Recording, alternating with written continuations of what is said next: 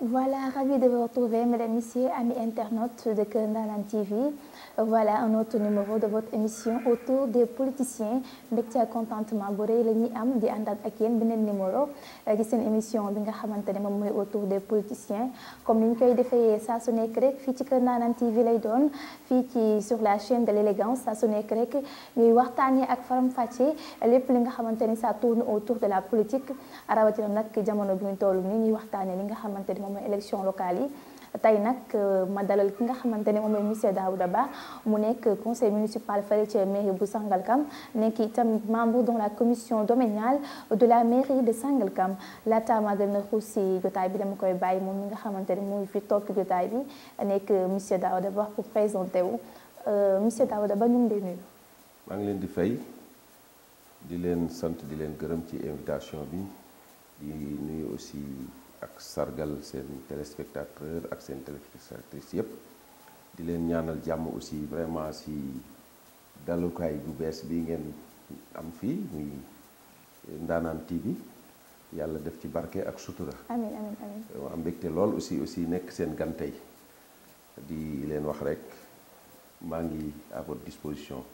merci beaucoup merci également pour votre disponibilité ak teew bi nga xamante ne tey nga ko fii tey Kër Ndanane TV ci émission bi nga xamante ne moom mooy autour des politiciens comme ni ma ko waxee woon ci début bi rek dañuy waxtaanee lépp loo xamante ne politique la rek mais tey laataa ñoo particularisé dañuy dem li nga xamante ne moom mooy cadre général def le tour de l'actualité waxtaan ci li nga xamante ne jot na fee xew ci jamono yi ñuy génn muy le cas de Barthélémy Dias bi nga xamante ne gisoon nañ fi sax ay yëngu jotoon nañ fee am waaye alhamdulilah rabbil alamin ba jotul jëm ci kaw xam naa tey bu nekk kenn koo xamante ne homme politique la kon mënu fee toog ba dem te waxtaanuñ ci ak moom laaj ko li nga xamante ne moom mooy itam gis-gisam ci li fi jot a am fii ci biir Sénégal monsieur Daouda Ba nga gis li nga xamante ne moom mooy cas Barthélémy Dias tey mu jógaat après des années yi nga xamante ne jot na tëdd ci li nga xamante ne moom mooy peine ak crime bi nga xamante ne commettre na ko ñenn ñi naan amaana sax li mu posé waat candidature moo tax Macky Sall notre président autant pour moi et que di waa dossier bi pour jéem koo faagaagal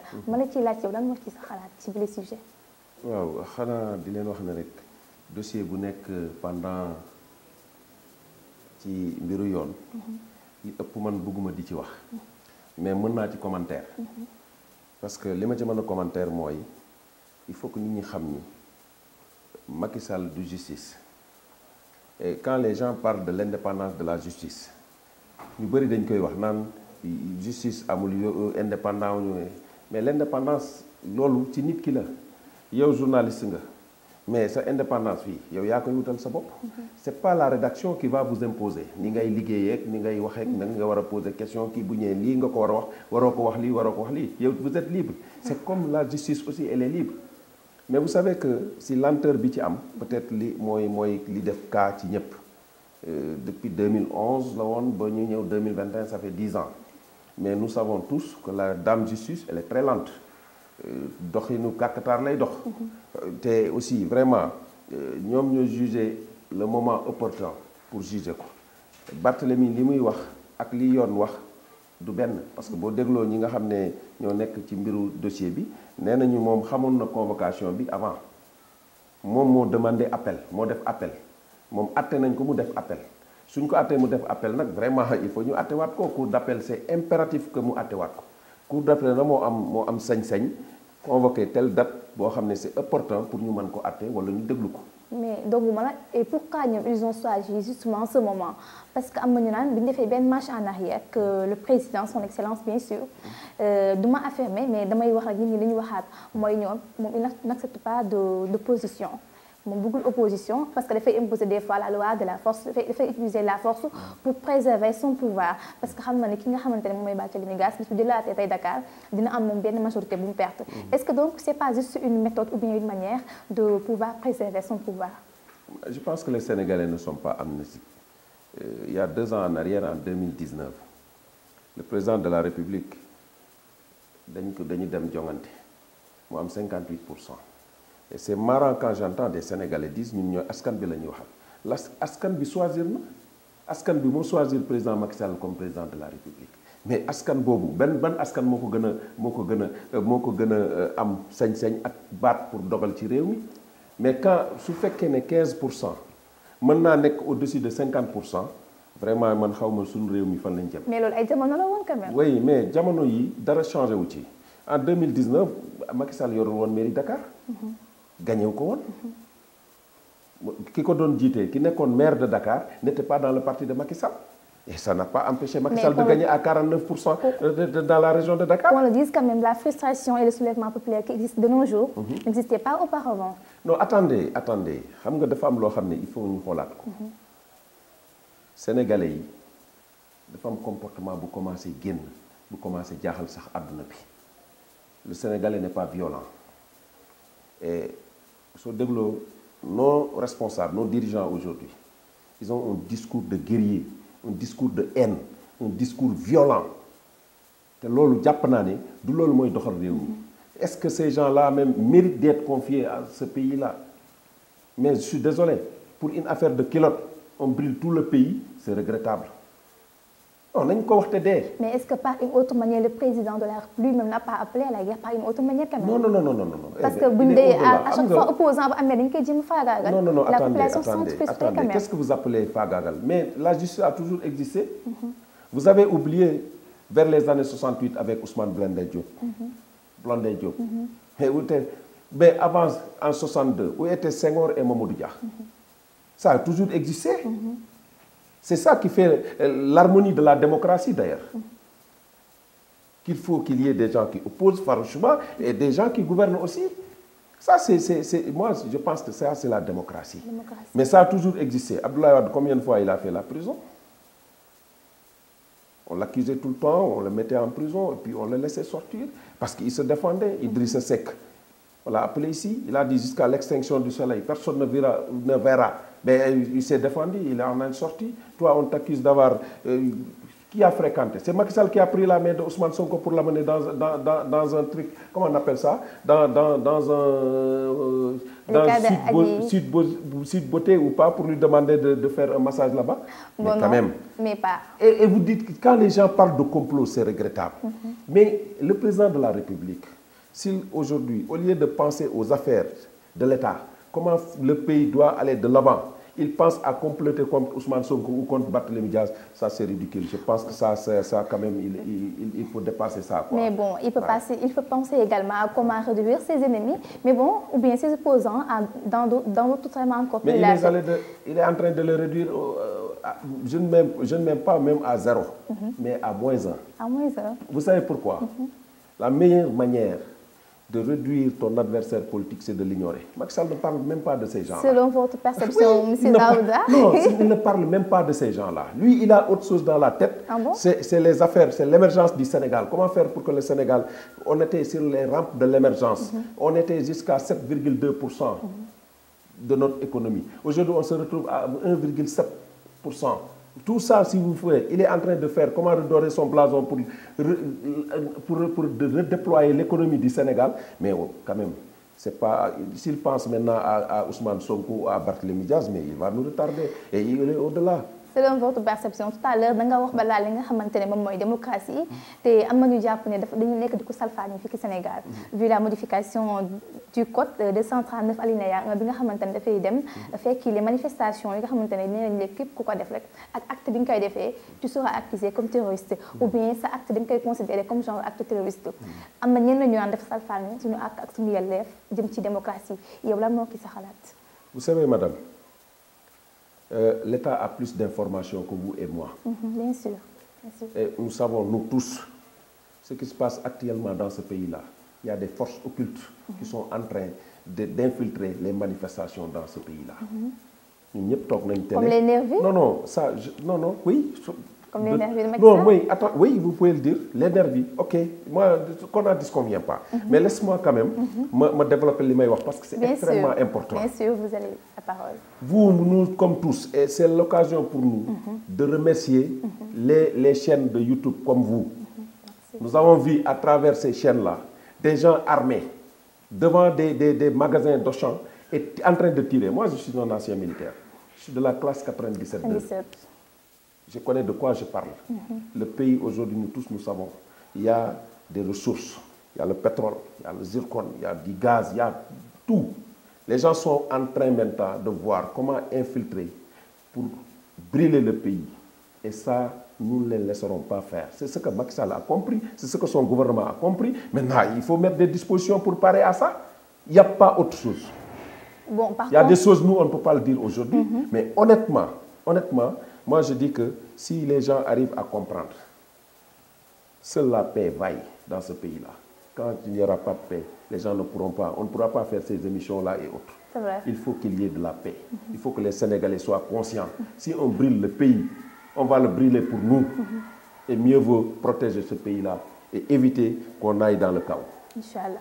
En tout cas moom la ñuy ñaan c'était juste une parenthèse boo xamante ne mënuñu ko woon tëb en tant que monsieur Daouda toog ci plateau bi fallait qu'on en discute avant ñoo dugg ci li nga xamante ne moom mooy les élections locales ma fàttali mu nekk kenn koo xamante ne conseil municipal fële ca mairie Sangalkam la nekk itam membre dans la commission domaniale fële ca Sangalkam di liggéeyal ak ki nga xamante ne moom mooy le ministre Omar Gueye qui est le ministre de la mouvance de la territoriale effectivement des collectivités territoriales autant pour moi mu nekk ki nga xamante ne moom moo gère lépp lu wàllum découpage fii ci biir Sénégal balaa ñoo dugg ci élection locale yi gën cee xuus damay wax ci découpage bi ndaxte gis nañ découpage bi nu mu amee certains disent que c'est une manière peut-être que wala beneen tactique bi ngeen teg boo xamante ne da leen permettre ngeen gagner seen élection locale 2022 ndax boo leen yokkalee seen bopp c'est yokkal APR ngeen def yow yan leeral que si mën a andi donc li ma ci mën a indi mooy soo demoon tey nga interroger les villages yi nga xam ne ñoom lañu rattaché Sangalkam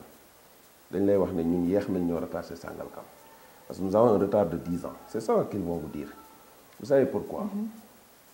Nous sommes au XXIe siècle et dans la capitale qui est dans la région de Dakar on ne peut pas accepter des abris provisoires pour des écoles. Ça c'est inaccessible, inacceptable. Alors qu'est-ce qui s'est passé? Quand le maire de Sangalkam, par alliance le ministre des collectivités territoriales, de l'aménagement et du développement, a pris les rênes de ces villages-là, il a électrifié tous ces villages, l'éclairage public. Il a dit pas d'abri provisoire dans ma commune. En espace de 4 mois, il a construit 23 salles de classe. Tous les villages sont éclairés maintenant. Vous allez dans ces villages-là, vous avez une aiguille qui tombe, vous pouvez le ramasser en pleine nuit, sans porter des lunettes comme moi. Ça, donc, ceux qui pensent que, moi je ne l'appellerai même pas de découpage, mais plutôt correction que je vais l'appeler. Correction. Le ministre, par ailleurs, nous remercions le président Macky Sall, parce que ça a été une promesse électorale. Quand il est venu présenter ses condoléances lors de la mort, lorsque Maliba a été tué à Sangalkam, le président Macky Sall, étant candidat à l'époque, avait promis, s'il gagne le pays, il va rétablir l'ordre. Il va remettre les pendules à l'heure. Et c'est cette correction-là qu'il est en train de faire aujourd'hui. Qu'est-ce qu'il a fait? Il a dit que c'est incohérent de quitter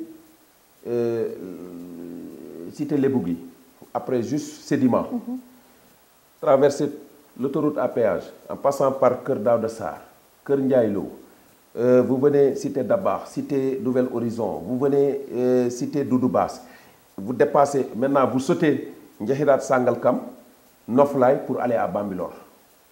Et quand on parle de la proximité entre, comment on appelle ça, le maire et ses populations, comment des populations peuvent quitter Cité Lebougui pour aller jusqu'à Bambilor pour chercher des certificats médicaux, des certificats de résidence, des trucs d'extrait de naissance, mais c'est incohérent. Alors, le président a corrigé, et je pense que c'est pour le bien de tous. Ceux qui sont autour de Omar Gueye aujourd'hui, ceux qui sont avec nous aujourd'hui, les villages qui sont rattachés à Sangalkam aujourd'hui, honnêtement, vous allez leur demander, ils vont dire que nous avons eu un retard de 10 ans et en 4 mois, le gap a été Je vais venir dans ces réalisations et ces changements qui ont été faits, peut-être que par le biais de ces découpages. Mais faisons un retour en arrière. Est-ce que M. Abdoulaye Wade, notre ancien président, n'a pas voulu faire ces découpages? Et on s'est dit que c'est votre ministre qui était opposé à ces découpages. Et maintenant, aujourd'hui, il a accepté les découpages. Est-ce qu'il n'y a pas de l'incohérence? Oui, il y a ce qu'on appelle le découpage politique et le découpage administratif. Ce que le ministre a fait, c'est le découpage administratif. Ce que Abdoulaye Wade avait fait, c'est un découpage politique. Vous savez pourquoi? En 2001, pour la première fois, on a mis des délégations spéciales à Sangalkam. En 2002, Omar Gueye a gagné les élections locales. Il a gouverné jusqu'en 2008. Ils l'ont amené encore en délégation spéciale. Maintenant, il est reparti. En 2009, il est revenu, il a gagné les élections.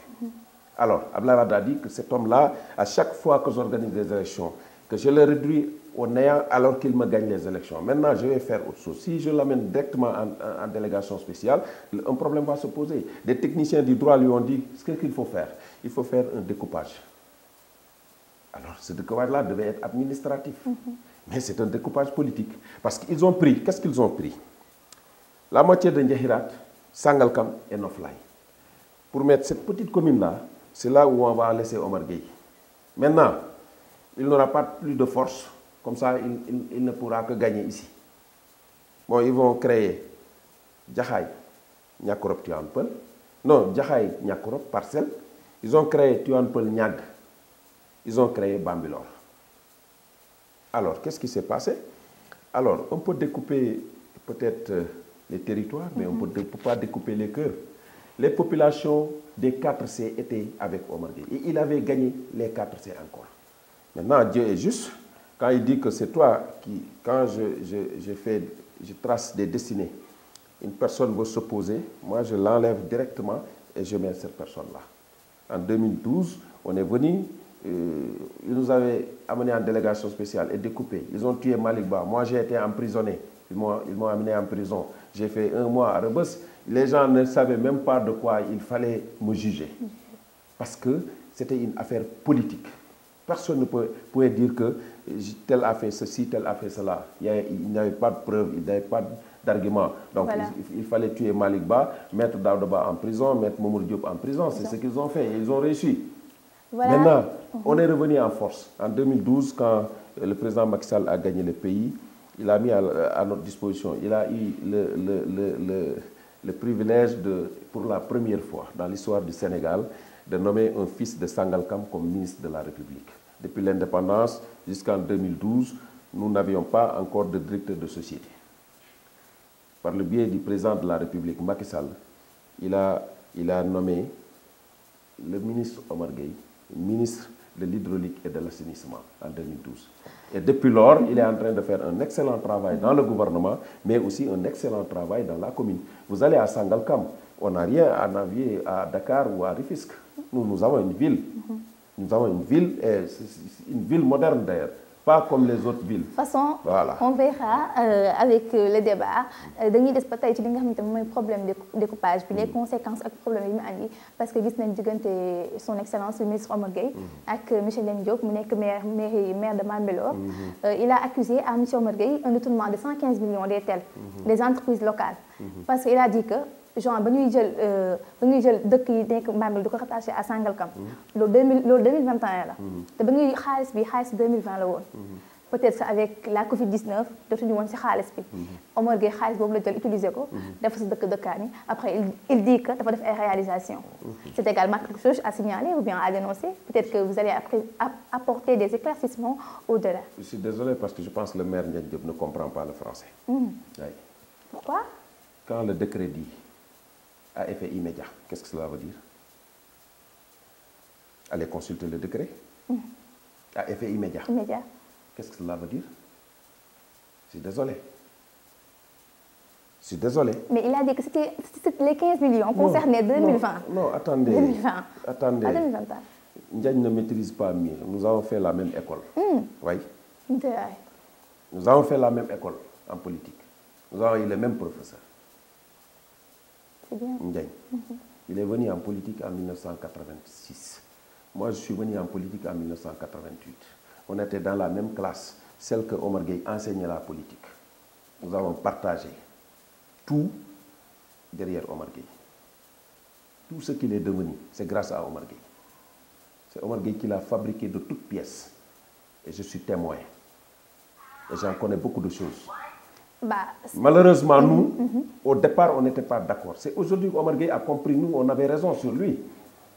Au moment où tout ce qu'il faisait, il nous disait aller demander à Ndiaye. Il avait tout confié à Ndiaye. Il avait tout donné à Ndiaye. C'est aujourd'hui qu'il est devenu un grand monsieur, il a été député à l'Assemblée nationale, maire de Bambilor, qu'il veut maintenant cogner Omar Gueye, mais ça ne marchera pas. Je vais vous dire une chose. Dès l'instant que les gens pensent que on a fait un détournement, mais quel détournement? Comment on peut faire un détournement? Kounoune Power ne fait plus partie de la commune de Bambilor. Ça, c'est en 2021. Oui, mais ça, il parle de sel. C'est la contribution économique locale. Il parle de sel. Mais ça, il n'a pas encore compris. S'il avait compris. Pourtant, il a eu, lui, plus que Sangalkam. Il a eu 115 millions, lui. Sangalkam en a eu 101 millions. Mais il faut qu'on arrête de mettre de la suspicion sur la tête des gens. Il faut que les gens soient éclairés. C'est du faux. Ils sont en train de dire des contre-vérités. Je suis désolé de le dire comme ça. Donc, ce qu'il a dit, c'est juste une fausse accusation qui est portée sur le ministre Omar Gueye. Oui, mais vous savez, depuis très longtemps, il est en train de le faire. Quand il dit qu'il connaît beaucoup de choses. Selon vous, dans quel Moi, je l'ai écouté à Ndiahirat Paul, quand il disait qu'il connaît beaucoup de choses. Mais il ne connaît pas mieux que nous. Et nous aussi, nous connaissons beaucoup de choses. Nous avons eu le même départ. Et l'arrivée, c'est l'arrivée qui nous départage aujourd'hui. Donc, je demande pourquoi, à ce moment, puisque vous avez eu le même départ, il y a une contradiction qui règne entre vous, ou bien une malentendu qui mène aujourd'hui à des accusations. Mais moi, je vous dis, Ndiaye est mal entouré. Il est mal encadré. C'est Omar Gueye qui nous a formés en politique. Tout ce qu'on a eu en politique, c'est Omar Gueye. Il nous a formés en politique, il nous a éduqués en politique, il nous a appris ce que c'est que la politique. Et il nous a appris comment développer un pays, comment développer une localité. Nous tous, moi si j'étais maire à Bambilor, aujourd'hui on n'en parlera pas. Mais malheureusement, au XXIe siècle, tu trouves des villages avec des abris provisoires, des villages la nuit quand tu passes, les voleurs peuvent passer partout, il n'y a pas de sécurité, il n'y a rien. Et pour qu'il y ait un développement, il faut qu'il y ait la sécurité. Il faut d'abord qu'il y ait la sécurité. La sécurité dans les villages commence par l'éclairage public. C'est vrai. Alors. Mais bon, le fait est que... Pour les piliers du développement, il faut l'éducation. Vous tous, vous avez fait l'école, nous tous, nous avons fait l'école. C'est vrai. Ça fait partie des piliers du développement. La santé, l'éducation, la sécurité. Et ça y est, si vous allez dans le PPSE du plan Sénégal émergent, vous trouverez tous ces... Qu'on espère bien en 2035. Voilà. Mais bon, le fait est que Omar Gueye, son excellence pour moi, le ministre me formé comme bataille, après il s'est retourné contre lui. Il y a forcément une raison valable. Il y a une certaine malentendu entre eux. Ce que je veux dire, c'est quoi? Ndiaye, ce qui est wër moo baaxul. Olof yi ñooy wax ni si la tête est pourrie, li des bu bopp nëbee yaram mënta baax. Olof yi ñoo koy wax. Si la tête est pourrie, le corps ne peut pas fonctionner. Alors, moom si boppam, il faut nga xam ne il est un peu limité. Il est limité. Moi, je le dis et il me connaît. Et je le dis face. Il me connaît, si on était de face, c'est la même chose que je lui dirais. Il me connaît, c'est un ami, on se connaît depuis 1988 jusqu'à présent. On est toujours ensemble. On a toujours été derrière Omar Gueye, on a toujours soutenu Omar Gueye, on a toujours cautionné la politique de Omar Gueye. Quand est-ce qu'il maintenant, vous savez, il est très facile, le pouvoir, ce que dit Jean-Jacques Rousseau, le pouvoir rend fou, le pouvoir absolu rend absolument fou. C'est ce qui est arrivé à cet homme-là. C'est ce qui est arrivé à cet homme-là. Avant, en 2011, si quelqu'un le réveillait pour lui dire que tu vas offenser Omar Gueye, il va vous dire jamais. C'est le cas de... C'est mon père, c'est mon grand frère, c'est mon professeur, c'est mon tout. C'est ce qu'il nous disait. Tout ce que j'ai eu, c'est grâce à Omar Gueye. Moi, il me l'a dit à plusieurs reprises. Je ne vais jamais combattre Omar Gueye, c'est lui qui me l'a dit. Il se dédie aujourd'hui. Bon, c'est le cas c'est le cas de Macky Sall et le président Macky Sall et M. Abdoulaye Wade, parce que lui aussi, c'est lui qui l'a formé aujourd'hui. On a vu ce qu'on a vu. Oui, mais vous n'avez jamais entendu Macky Sall dire des choses sur le président Abdoulaye Wade. Bon, mais personne n'a entendu. Il ne le dit pas, mais il le fait en tout cas. Non, attendez. Est-ce que vous avez une fois entendu le président Macky Sall parler du président Abdoulaye Wade? Non, il ne le dit pas. C'est pas quelque chose que l'on dit quand même. Et pourtant, il y a des choses qui ne sont pas catholiques. Il faut le reconnaître quand même. Mais par respect et par élégance républicaine, vous n'entendrez jamais le président Macky Sall parler sur le bilan même de Abdoulaye Wade. En tout cas, il n'a pas carrément rendu la pièce rendu carrément la monnaie à Maître Abdoulaye Wade. Mais bon, ce n'est pas un débat. Parce que quand on a un interview, Omar Gueye dégage. On en a assez. C'est quoi ce bruit, genre? Puisque vous avez dit qu'Omar Gueye, il a tout fait. Oui, mais en 2016, c'est ce qu'ils avaient dit. En 2019, c'est ce qu'il avait dit. En 2017, c'est ce qu'ils avaient dit. Est-ce que Bigo nous dogue? Non, mais attendez, je vais vous dire une chose. Moi, je pense que depuis que j'ai eu 7 ans, je vis dans cette localité. De 1978 à nos jours, je suis dans cette localité. J'avais 7 ans. Et je vais vous dire une chose. Qui connaissait Sangalkam avant 2012, s'il va à Sangalkam aujourd'hui, il ne va pas se reconnaître. Ça, je vous le dis. Quelqu'un qui... Moi, je suis le secteur exécutif du centre de santé de Sangalkam. Il a mis à notre disposition 1 milliard de francs CFA pour construire un centre de santé digne de ce nom. On est en train... C'est vérifiable ce que je vous dis. Il a mis à la disposition, par la grâce du président de la République, un stade d'une valeur de 2 milliards de francs CFA. Il est en train de construire la nouvelle mairie de Sangalkam à hauteur de 150 millions. On est en train de lancer un appel d'offres pour les routes de Noflaye, les routes goudronnées de Noflaye. On est en train de lancer un appel d'offres pour l'esplanade du camp de Sangalkam, d'une valeur de 750 millions. Vous allez à Sangalkam, vous regardez les pavages. Allez à Ndiahirat, la route elle est là-bas. Nous avons construit un marché, le foyer des jeunes, l'école. Nous avons clôturé l'école et nous avons construit 6 salles de classe en espace d'un mandat. Qu'est-ce que vous voulez? Donc, avec ces on soutient, attendez, tous ces jeunes qui parlent aujourd'hui, beaucoup d'entre eux, leur étude a été payée par le ministre Omar Gueye. Il les a soutenus parce qu'il connaît ce que c'est que l'éducation. Et d'ailleurs, c'est... Je ne sais pas si c'est Platon qui dirait, si vous voulez savoir l'importance de l'éducation, essayez l'ignorance. Omar Gueye a très bien compris la quintessence et l'importance de l'éducation pour sa localité. C'est pourquoi il met beaucoup de moyens sur l'éducation, la santé, la jeunesse. Qu'est-ce qu'ils peuvent reprocher à Omar Gueye? C'est pourquoi je demande la cause de cette frustration. Est-ce que dafa am kon ñu nekk seen gannaaw di leen monter parce que bu fekkente ne ñoom jeune et vous croyez que ce qui se passe au niveau national s'épargne à Sangalkam? Non. J'ai dit, moi je vous ai dit tout à l'heure, moi je suis un ancien militaire et je connais beaucoup de choses aussi. Je sais que ce que je suis en train de regarder dans ce pays, c'est pas bon. Moi, là où je suis en train de voir le pays, non, ça ne va pas, pour vous dire vrai. Parce qu'il y a des forces occultes qui sont en train d'opérer et de collaborer avec certains jeunes. Mais ça, je vous le dis. Vous avez quand même des opposants comme... Non, quel opposant? Vous avez Pape Sow. Pape Sow, vous le prenez comme un opposant? Ah oui. Ouais, il a de la force, il a un poids. Je vais dire une chose. Moi, j'ai vu quelqu'un, moi, vous savez, les réseaux sociaux, les Facebook, là, moi, depuis longtemps, je ne fais pas de commentaires, je ne fais pas de publications. Vous savez pourquoi? Un jour, je discutais avec lui sur les réseaux via Facebook.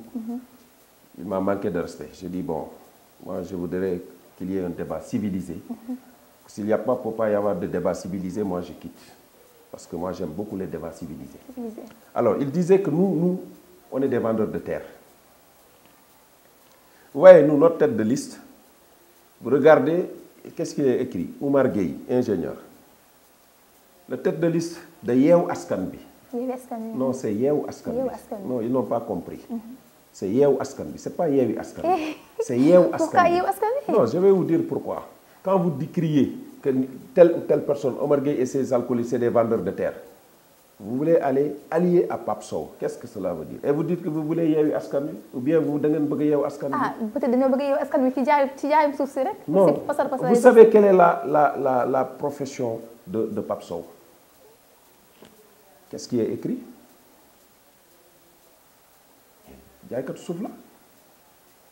Man su ma waxee ne man du ma ànd ak jaaykatu suuf et pourtant ce jaaykatu suuf là a acheté jënd leen ñu jiital ko.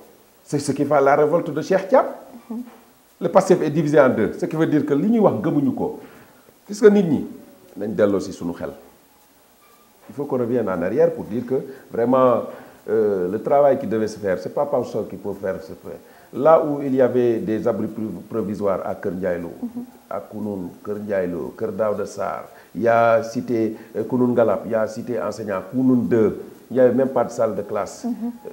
Au moment où il donnait 50 millions dans les soirées de Wally Seck, dans les trucs de lutte, organisation, ay bëre yeeg yooyu, comme muy joxe ay 50 millions pour ñu koy defal promotion, mais il pourrait construire beaucoup de salles de classe. Moi, quand je vous dis à Sangalkam, on n'avait pas les moyens de construire pour la deuxième fois 2 salles de classe. On est allé voir Omar Gueye, il a choisi son propre argent pour construire 2 salles de classe. Au lieu de le mettre dans les Wally Seck, il le met pour les populations de Sangalkam. Quelqu'un qui est là pour Wally Seck, pour les lutteurs, et aujourd'hui il revient pour nous dire vraiment qu'il va développer ce pays. Mais le jour qu'il gagne ce pays-là, vraiment, je disais que si toutefois que le Sénégal commet une erreur de donner ce pays à quelqu'un qui va dans les salons de massage, ce sera regrettable. Parce que si on donne ce pays-là à... Non, je vais parler, je viens à Pape Sow. Permettez-moi, je viens à Pape Sow. Pourquoi je dis je ne parle pas de Ousmane Sonko. Ousmane Sonko ne m'intéresse pas.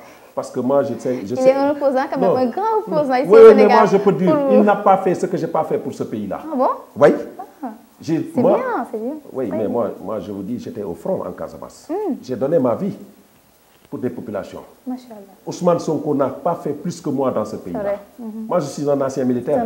Et j'ai frôlé à plusieurs reprises la mort.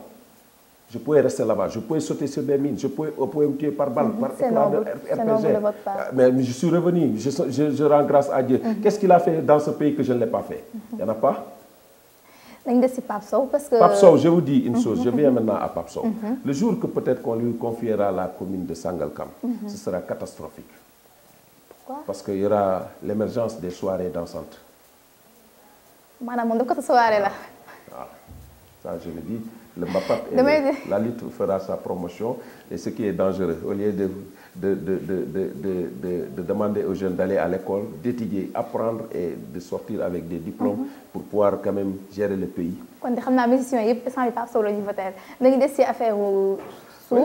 Puisque vous êtes là également en tant que membre de la commission de Ménial, ils ont dit que Pape Sow, au moment où il a déclaré sa candidature, au moment où il a déclaré sa candidature, il n'a peut-être politique là, puisque vous êtes une personne la mieux placée, bien sûr, vous êtes dans la commission de Ménial. Vous savez, je vais vous dire une chose, quand nous on a hérité certains villages qui sont rattachés à Sangalkam, on a vu il y a eu beaucoup d'anomalies, il y a beaucoup de lotissements qui n'ont pas été autorisés. Il y en a beaucoup. Beaucoup de lotissements qui ne sont pas autorisés. Et la loi, elle est très claire. On ne peut pas faire un lotissement sans autorisation de lotir. Ça, c'est clair. Autre chose, Keur Simbiri ne fait pas partie de nous. Si la DESCOS demande d'arrêter des travaux, mais pour construire, il faut avoir une autorisation de construire. C'est vrai. C'est l'article 208-43. Ça, c'est clair. Il faut avoir d'abord un document administratif et une autorisation de construire. Pour construire. Si vous avez un titre de propriété, maintenant vous avez une autorisation de construire, la DESCOS peut vous laisser construire. Mais si la DESCOS ne peut pas avoir de document qui montre que vous avez le droit de construire, mais il vous demande tout simplement d'arrêter la construction.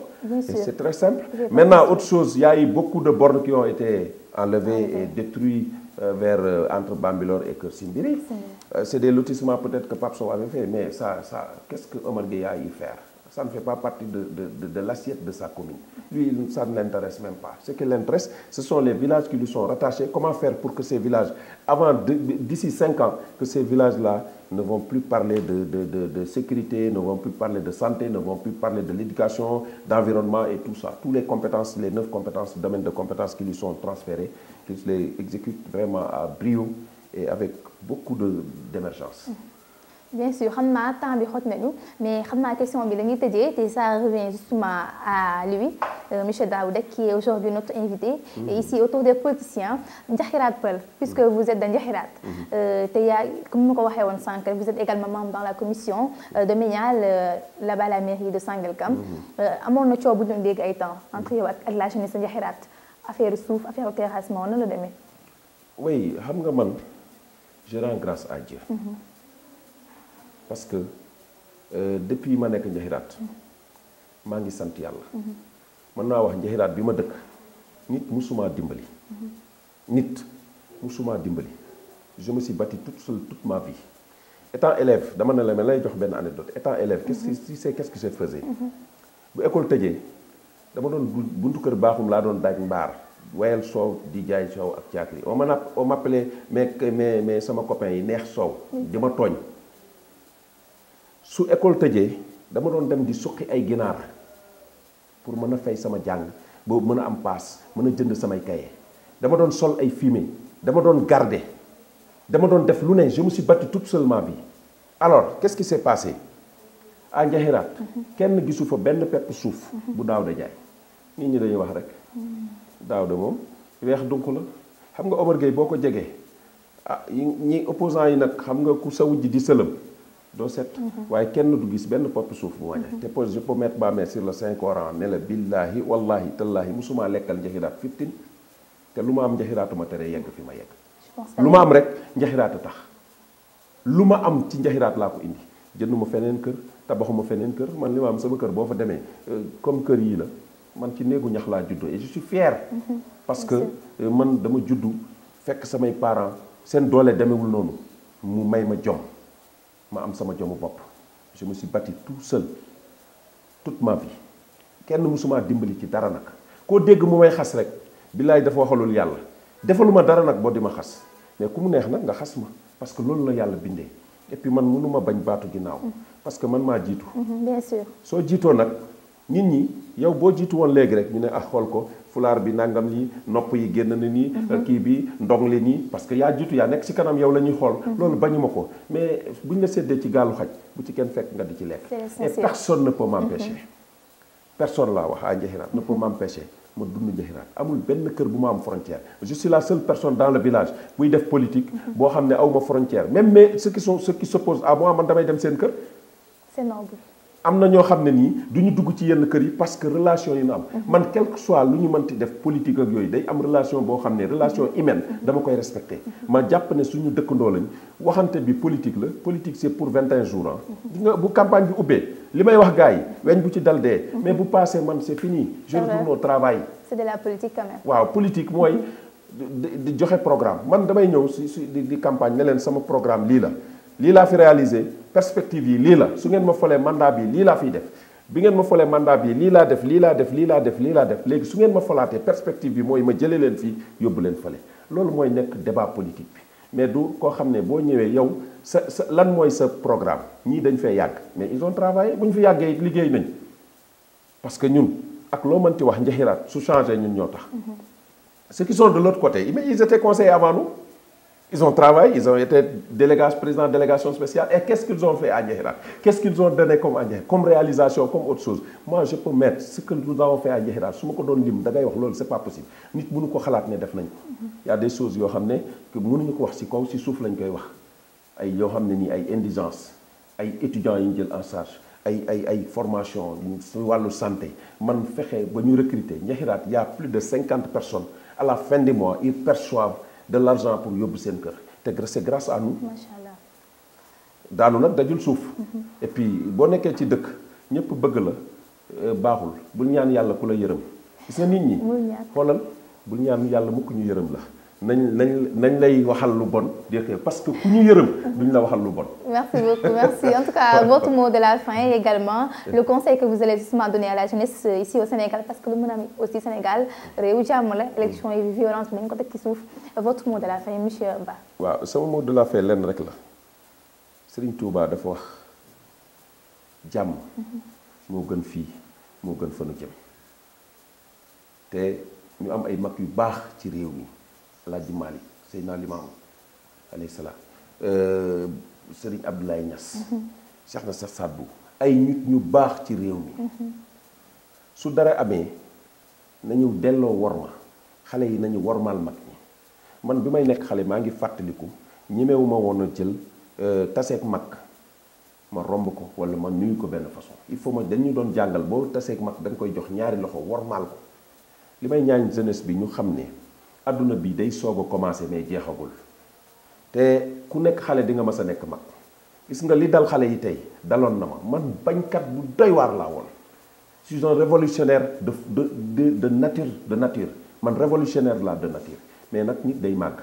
te dem naa tey boo xam lépp nag lépp réew mi pour mu dox ak collectivité territoriale yi gox yeeg goxaat yi pour mu développement am ak yëpp na jàmm am ndax jàmm moo mën a tax tey man ak yow ñuy def émission ñu toog di waxtaan mais bu dul woon jàmm tey xëy na du ñu am jot duñ ko tal sax ba nekk fii di waxtaan man j'appelle au calme à la sérénité j'appelle aussi à la paix que les gens pensent que seule la paix vaille dans ce pays là te bu ñu amee jàmm rek réew mi dina développé nañ xool ci réew yi amul jàmm qu'est-ce qu'ils ont fait amoon nañ ay réew arabe yoo xamoon amoon nañ niveau développement bu baax lan moo ko indi xeex xiiroo ŋaayoo boo demee ci Libye te Libye gis nga de c'est des lobbies loolu nag doy na exemple pétrole moom fu mu génn yaa ce qu'on appelle la malédiction du pétrole yàlla nañ ci yàlla musal loolu laa doon tëjee di leen sant di leen gërëm di wax ne vraiment ça a été un grand plaisir de ma def émission bi ak yéen di leen sant di leen gërëm di leen ñaanal yàlla na yàlla yóbbu télé bi ci télé yi gën a màgg ci réew mi.